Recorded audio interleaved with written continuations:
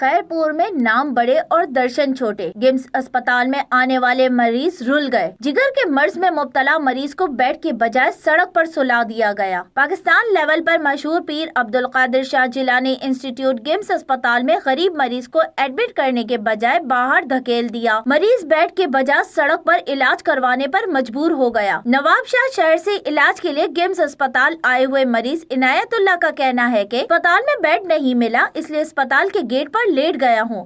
اسپتال آنے والے مریضوں کے مطابق اسپتال میں غریبوں کے لیے کوئی سہولت میسر نہیں۔ جگر کے مرض میں مبتلا عنایت اللہ کے مطابق اسپتال میں داخل نہیں کیا جا رہا۔ صبح سویرے سے لے کر اسپتال کے گیٹ کے باہر در بدر ہو کر ذلیل کیا جا رہا ہوں۔ اسپتال میں داخلہ نہیں دیا جا رہا۔ فوری طور پر ڈائریکٹر گمس اسپتال نوٹس لیں اور اسپتال میں داخلہ دے کر علاج یقینی بنایا جائے۔ Ekta T V news reporter Safdar Chandio.